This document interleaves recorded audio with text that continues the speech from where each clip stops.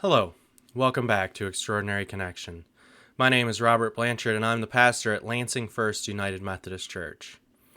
I've spent my last few devotions with you talking about some of the saints who can serve as examples in our own faith journey. Today I'm going to bring you one more devotion that is St. Francis adjacent before we move on to talk about other people the next time that I have a chance to be with you here. There are enough stories about Francis and his companions that I could continue on for many more devotions, but I figure that at some point we should actually get to some of the saints that you requested to hear more about. And so today we're not going to be talking directly about Francis. This time he'll be a little bit of a background player in our story, as we consider one of the little flowers that actually focuses on St. Clare of Assisi. You may remember Clare's name from the story of when Francis was seeking prayers of discernment for his own vocation.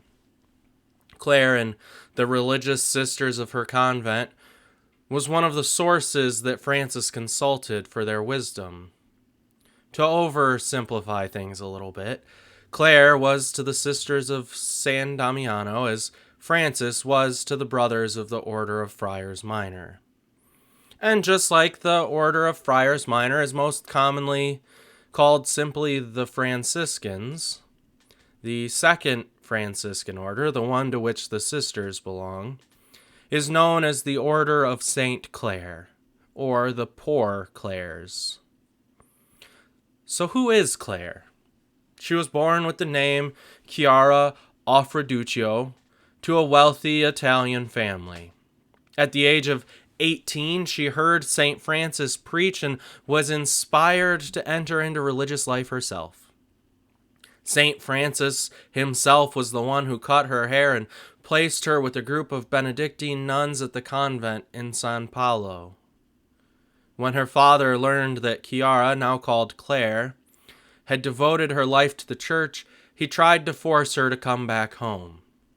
Francis then had her move to a convent in Sant'Angelo, where she would eventually be joined by her sister Caterina, who took the name Agnes.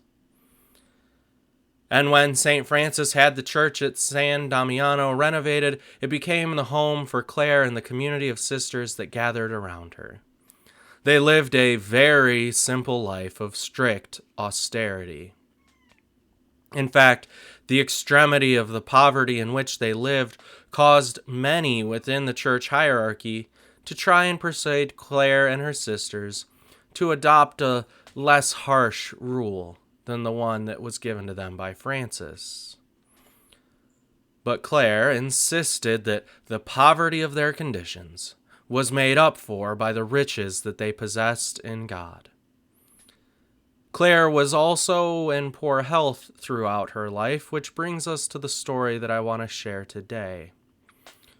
One Christmas Eve, near the end of her life, Clare was in poor health and unable to attend the services that were being held at the Basilica of St. Francis, which was still under construction at that time. While the other sisters went off to worship, Clare was left behind to rest. She turned in prayer to Christ because she was disappointed that she would not be at church. And in response to her prayer, Christ miraculously transported Clare to the church so that she could see and hear the entire service as if she was there in flesh and blood. When the sisters returned, they told Clare how good the service had been and what a shame it was that she couldn't be there. Clare responded by informing them that thanks to the grace of Jesus Christ, it had been made as if she were there to hear the music and participate in communion with them. You may have already guessed why this story in particular jumped out at me. Because for nearly all of us, we will be like St. Clare this year. We will not get to go to church on Christmas Eve like we normally do. We won't get to experience the traditions in the same way. And yet, by a much more ordinary miracle, many of us will still experience the same grace that Clare received that night. Thanks to the wonders of modern technology and the efforts of hard-working worship teams, we will still get the chance to hear the music and the scriptures as if we were there. And some of us may get to experience some of the other traditions that we're used to as well, in different ways maybe. Perhaps your church has figured out a way to put together an online Christmas pageant. Or maybe you're one of the churches who's doing drive-through nativities. By the way, if you want to learn more about nativities and their connection to St. Francis, go back and watch Pastor Scott's most recent devotional. Maybe your church figured out some way at the beginning of the season to share the sense of hanging the greens, even if it was socially distanced or virtual. Maybe your church is still planning to end Christmas Eve service, singing Silent Night as all those in virtual attendance light candles at home to reflect the light of Christ emanating from home to home. Whatever traditions your church has managed to adapt or preserve this year, I hope that we can all share a sense of the joy that St. Clare demonstrates. There are many feelings of disappointment, loss, and grief for what we don't have this year. And it's okay to feel those feelings. But please, my brothers and sisters, don't let those feelings have the last word.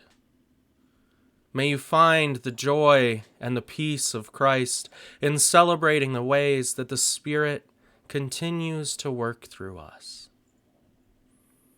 And so, since I won't see you again before Christmas, let me wish you both a penitential Advent and a Merry Christmas. Amen.